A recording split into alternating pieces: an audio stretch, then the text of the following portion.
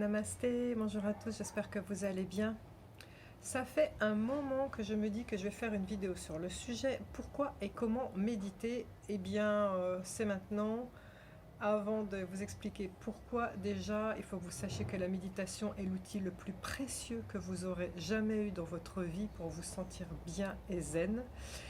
Il est gratuit, il n'a pas besoin de prescription médicale et il n'a pas non plus besoin de matériel. C'est juste magique, c'est pas par hasard que la vie nous l'a mis à disposition. Pourquoi méditer? Je vais vous donner la raison scientifique et après la raison spirituelle, on va dire.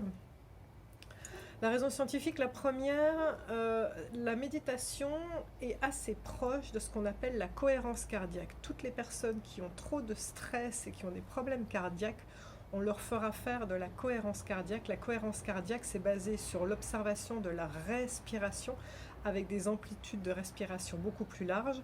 Parce que quand on a des problèmes cardiaques, eh bien, les systoles, qui sont les écarts de battement, en fait, quand on fait un diagramme, qu'on observe le cœur, il y a donc les battements qui arrivent comme ça, sous forme d'ondes, et normalement, les systoles sont censées être assez similaires, toujours avec la même amplitude, avec la même fréquence, on va dire. Et quand la personne fait de l'arythmie cardiaque, elle a le stress, parfois ça monte, ça va très très vite, ça s'emballe, après ça se calme, c'est n'importe quoi. Et donc la cohérence cardiaque, c'est une façon d'être zen en, en maîtrisant le cœur, en fait, grâce à la respiration et en imposant un rythme de respiration, on impose un rythme au cœur qui arrête de s'emballer. Donc la méditation est une forme de cohérence cardiaque. Si vous avez des problèmes de cœur, si vous avez des problèmes cardiaques, si vous avez des problèmes de stress, déjà de toute façon, la méditation est plus qu'indiquée pour vous. La deuxième raison, c'est que la méditation, ça a été prouvé par les scientifiques. Alors, elle augmente, on fabrique 30% de plus d'endorphines. Les endorphines, ce sont les hormones du bien-être. Il y en a plein, des différentes, notamment l'acétylcholine. Et ce sont des hormones naturelles, à la place de prendre des médicaments, hein. C'est les mêmes que ce que vous prendriez en anxiolytique, on va dire, ou dans les piqûres qu'on vous fait pour vous anesthésier. Eh bien, c'est votre corps de lui-même qui fabrique les endorphines, les hormones du bien-être, grâce à la méditation. Et puis, qu'est-ce qu'elle fait aussi la méditation? Eh bien, nous avons dans le corps deux systèmes nerveux. On va dire un système accélérateur qui va fabriquer le stress, l'adrénaline. C'est le système sympathique. On a besoin de ce système-là, hein. Imaginez, vous faites face à un danger, vous avez besoin de fuir rapidement. Ou alors quelqu'un vous agresse, vous avez besoin de donner une réponse du tac au tac. Vous allez stimuler le système sympathique, d'accord? C'est pas très sympathique pour le coup parce que ça stresse, mais bon.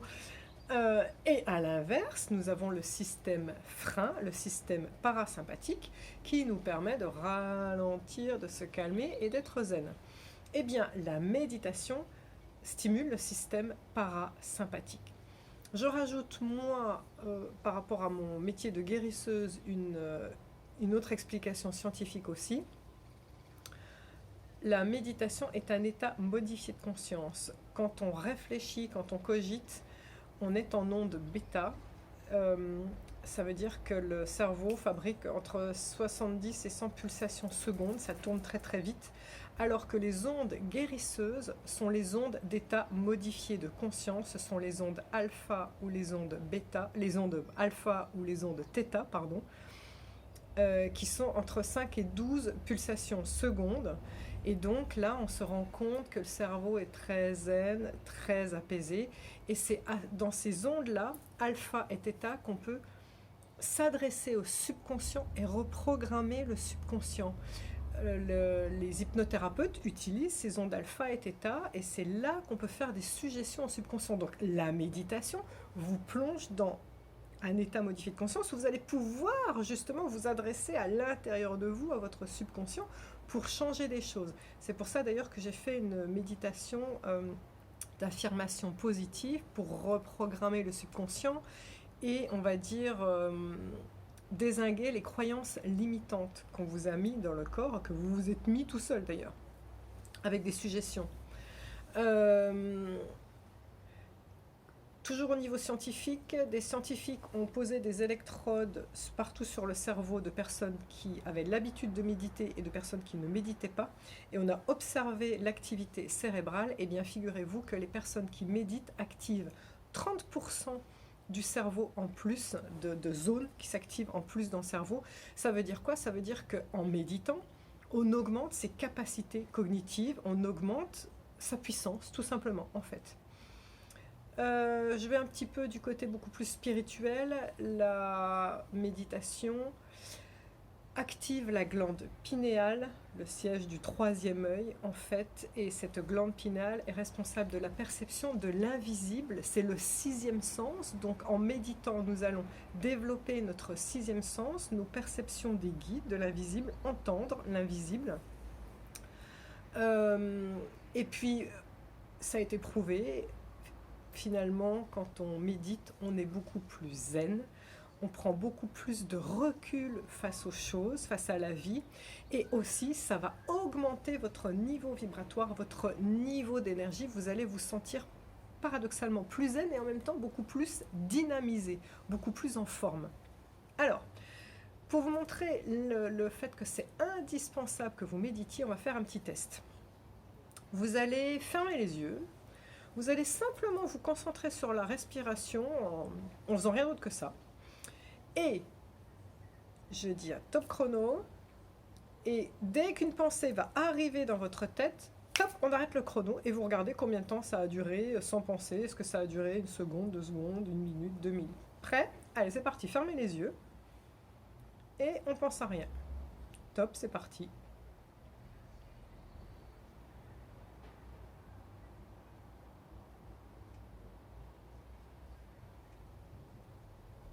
Bon, là j'arrête parce que je sais déjà qu'il y en a plein d'entre vous qui ont levé le doigt en disant oh, j'arrive déjà même pas à pas penser. Ou alors ça y est, les pensées elles sont venues tout de suite, j'ai réussi à faire le vide pendant 2 secondes et les pensées elles sont venues tout de suite. Eh ben oui, là vous êtes en train de vous rendre compte que la méditation c'est ça, c'est le flux des pensées du mental qui vient vous polluer sans arrêt et c'est ça le stress que vous vivez au quotidien. La méditation, son but, c'est de focaliser sur la respiration. Et attention, parce que beaucoup d'entre vous croient à tort que méditer, c'est ne pas penser. Le propre de l'homme, c'est de penser, on ne peut pas s'empêcher de penser. La méditation, c'est observer ces pensées, observer quand elles viennent, et on les fait repartir. Alors, pour vous montrer qu'on est capable de les faire repartir aussi, je vais vous expliquer quelque chose. Vous êtes comme ce petit personnage-là. Ce que je veux dire par là, c'est que vous voyez un verre avec du champagne, par exemple, dedans. Eh bien, il y a des bulles au fond qui se forment, ces bulles montent et hop, elles percent à la surface. Eh bien, vous allez vous dire que quand vous pensez, dans votre cerveau, il y a des bulles qui se forment au fond et là, on n'a pas conscience que ces bulles sont en train de se former. Et à un moment, on commence à avoir conscience de là où elle est la bulle et toc, elle va sortir en pensée à la surface. Eh bien, on va refaire le test de tout à l'heure. Et je veux que vous fermiez les yeux et vous vous concentriez sur l'intérieur de votre cerveau et vous allez vous dire d'où est-ce qu'elle vient cette pensée. Je veux savoir où sont les premières bulles qui émergent. Quelque part, je vais vous demander d'être en vigilance extrême, un petit peu comme un chat qui est tapis devant un trou de souris calmement et qui attend que la souris, elle sorte. Donc là, on va recommencer. Vous allez fermer les yeux et vous allez juste être en observation de l'intérieur de votre cerveau et je veux que vous me disiez quand est-ce que la pensée va sortir et où est-ce qu'elle est. Est-ce qu'elle est en haut à droite, en bas à gauche? D'où est-ce qu'elle sort? D'accord? C'est parti, on ferme les yeux, top chrono. La seule chose que vous avez le droit de penser, c'est où est-ce qu'elle est cette pensée. Ok? Rien d'autre. Ça, vous avez le droit de le penser. Où est-ce qu'elle est? Où est-ce qu'elle est? Où est-ce qu'elle est?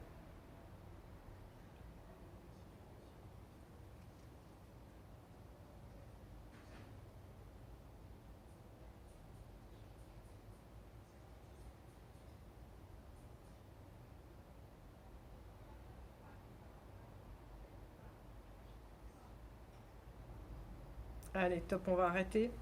Ce que je cherche à vous faire comprendre par cet exercice, c'est que tout à l'heure, vous êtes mis à penser tout de suite quand on a fait le test, alors que là, que maintenant vous êtes en état de vigilance, elles ne viennent plus, ou beaucoup moins vite.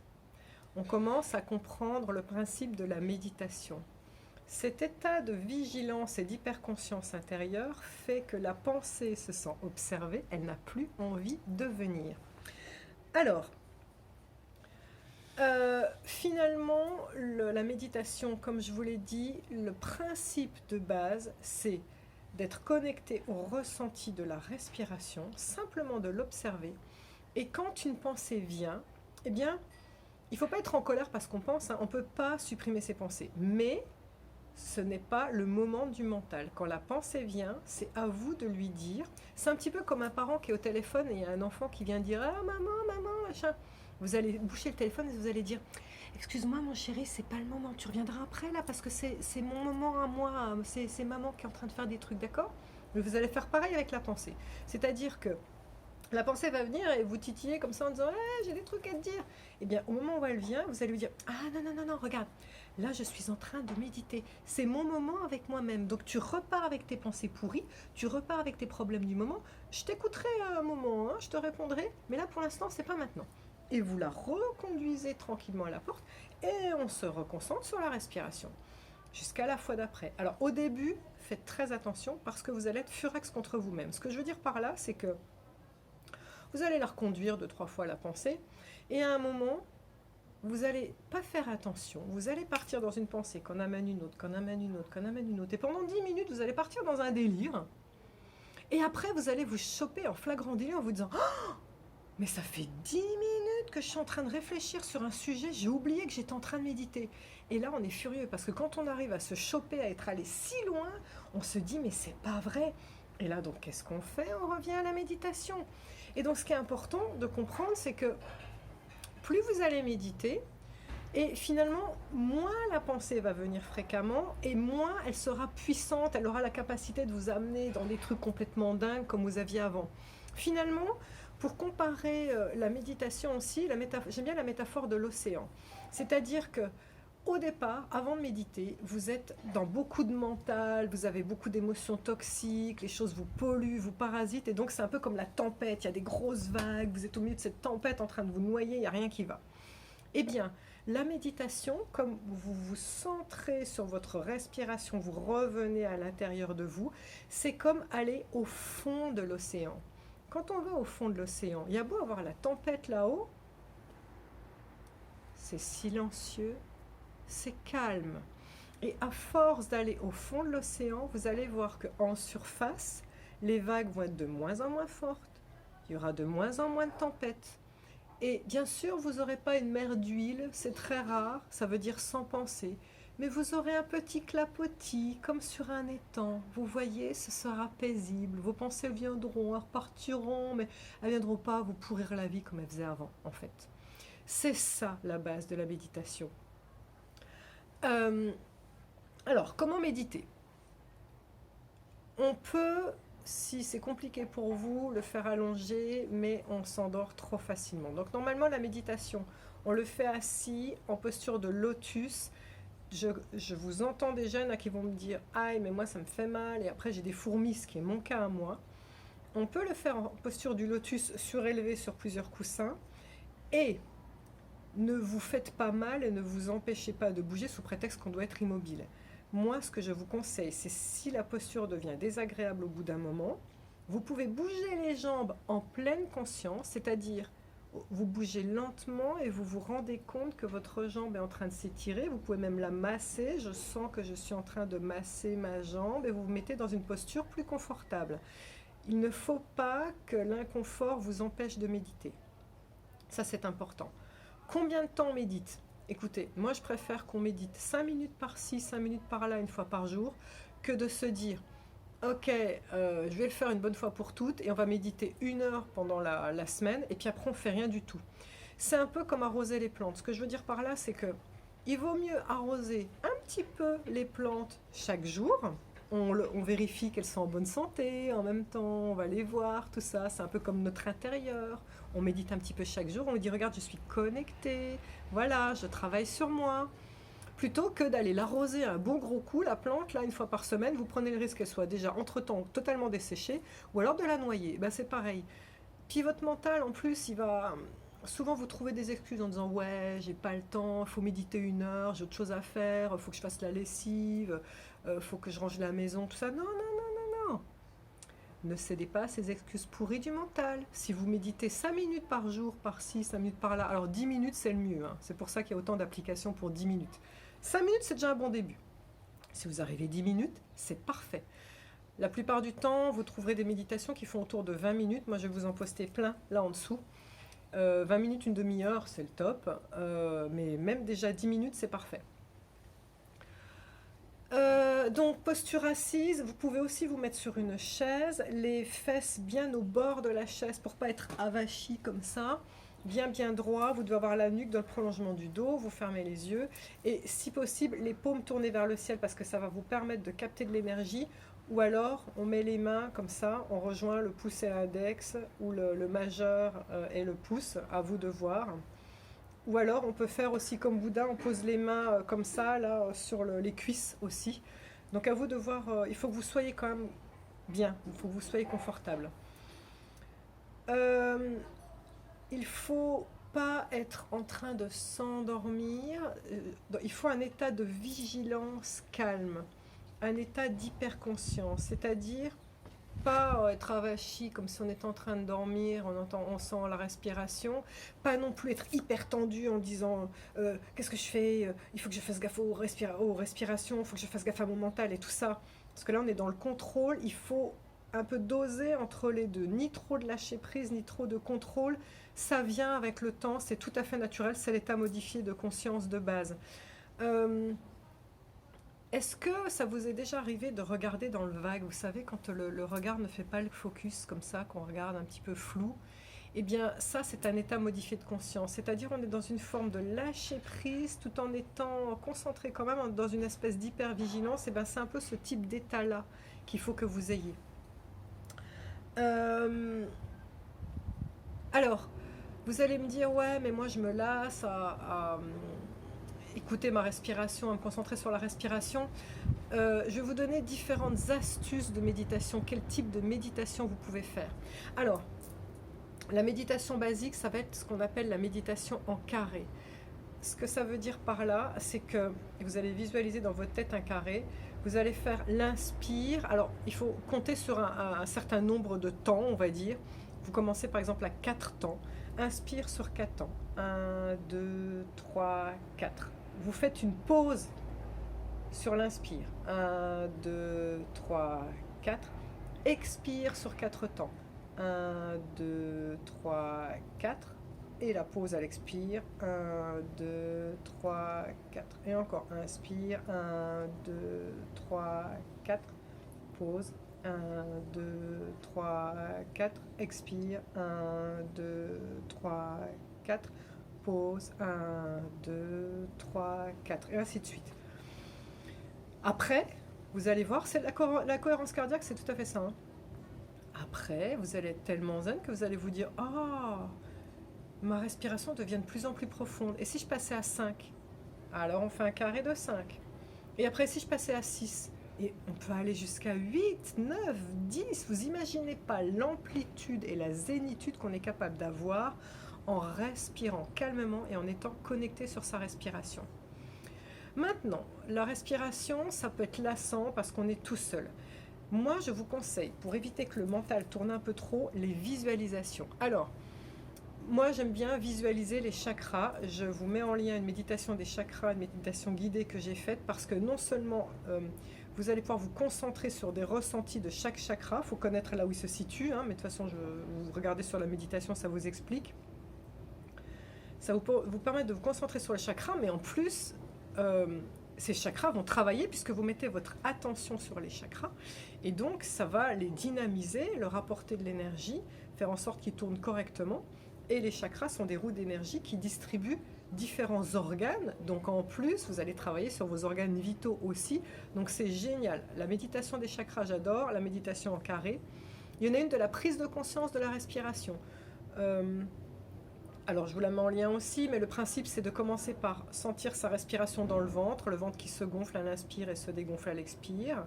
Vous faites ça plusieurs fois et après on continue de respirer par le ventre, mais cette fois-ci on sent la respiration dans la poitrine, la poitrine qui se gonfle à l'inspire, qui se dégonfle à l'expire. Et ensuite on continue, on sent l'air qui passe dans la gorge et après dans le nez. Voilà, et donc on sent toute la colonne d'air. Là, pareil, vous en avez pour 10 minutes à 20 minutes, hein, le temps de focaliser sur toutes les parties de votre corps qui respirent. Ça, c'est génial. Il y a une méditation que j'aime beaucoup quand les autres vous agacent, c'est la méditation de l'amour, qui consiste à visualiser des personnes devant vous. On commence par les personnes qu'on aime le plus et on termine par les personnes qu'on aime le moins.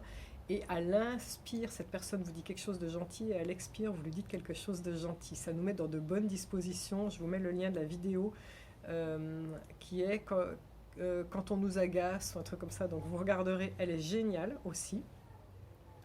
Sinon, il y a les mantras. Alors, les mantras, c'est génial. Je vais vous en donner un, là. Je vais vous l'expliquer. Les mantras, c'est génial parce que, premièrement, c'est dit depuis des siècles dans le monde entier. Il y a des mantras standards hein, que vous devez répéter. Donc, ça vous connecte à ce qu'on appelle un égrégore. Un égrégore, c'est une énergie commune de plein de gens qui font tous la même chose. Donc, c'est une espèce d'énergie qui a une identité propre, une vie propre. Et donc, chanter un mantra, c'est génial parce que ça vous connecte à d'autres personnes qui l'ont déjà chanté. Hein, c'est puissant. Ils sont très très puissants les mantras, c'est comme des prières. Hein. Mais en plus, l'avantage du mantra, c'est que comme on répète toujours la même phrase, votre mental, il en aura ras-le-bol. Au bout d'un moment, il va lâcher l'affaire et vous serez seul avec vous-même, avec votre mantra. Parce que sinon, il va sans arrêt taper à la porte au début en disant « Ouais, mais un tel m'a fait chier, ouais, mais mon travail, ouais, mes trucs ». Vous récitez le mantra sans arrêt, au bout d'un moment, il en peut plus, se casse. Donc ça, c'est vraiment génial. Alors, il y en a un qui est super, ça s'appelle le mantra de la compassion. Si vous allez au Tibet, au Népal, ils chantent tous ça dans leur tête. En fait, ils le répètent. Donc, le principe, c'est, pendant l'inspire, vous allez dire, dans votre tête, hein, vous n'êtes pas obligé de le dire en vrai, dans votre tête, vous faites Om. Et dans l'expire, vous dites Mani Padme. Et à la pause, on dit Om. Om. Mani Padme. Om. Et c'est le mantra de la compassion. Et donc, à force, ça c'est dit dans le monde entier depuis super longtemps, donc à force de dire ça, vous allez sentir aussi la paix qui va venir en vous. Eh bien, je crois que j'ai fait le tour de la méditation. Il y a des techniques parallèles, on va dire, que vous pouvez faire, qui sont la relaxation.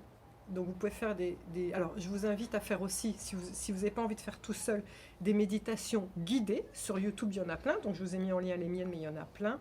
Vous pouvez faire des relaxations. La relaxation, on est allongé, donc c'est une variante. On observe aussi ses pensées, donc c'est tout aussi bien. Franchement, si vous n'avez pas envie de méditer, vous pouvez vous relaxer, c'est tout aussi bien. Il y a dans le même registre, je vous conseille vivement le Yoga Nidra. On est allongé et on place sa conscience sur différentes parties du corps et on observe sa pensée aussi. C'est génial. C'est vraiment un outil très très puissant pour apprendre à la connexion au corps parce que nous sommes connectés à notre corps et nous faisons un binôme avec notre corps. Et plus vous ferez binôme avec votre corps, plus vous serez à même d'entendre ces signaux et d'avoir la santé en vous. Le Yoga Nidra est magique. Et puis, il y a, vous allez en entendre parler dans tous les livres, ce qu'on appelle la pleine conscience, c'est-à-dire on n'est pas obligé de faire de la méditation 10 minutes par jour si on pratique la pleine conscience. La pleine conscience, c'est quoi ? C'est dans ces tâches du quotidien. Ça peut être, si vous passez la serpillière, par exemple, par terre, c'est le faire en conscience, c'est-à-dire ne pas laisser les pensées venir, faire les choses de manière distraite, mais est-ce que je sens mes pieds sur le sol? Est-ce que je sens l'odeur du produit que j'ai mis dans l'eau? Est-ce que je sens mes mains qui tiennent le manche? Est-ce que je sens la caresse de l'eau quand je pose les mains dans le bac, par exemple? C'est vraiment être présent à ce qu'on fait. Les pensées vont venir. Mais quand elles viennent, pareil, on les reconduit en disant non, c'est pas le moment. Regarde, je suis présente à ce que je fais. Voilà, donc il y a les variantes de relaxation, yoga nidra, pleine conscience. Tout ça, c'est génial. Il n'y a pas que la méditation. C'est l'outil le plus magique que vous aurez jamais eu pour votre éveil, votre développement spirituel et surtout votre bien-être. Merci de m'avoir écouté jusqu'ici. Namasté.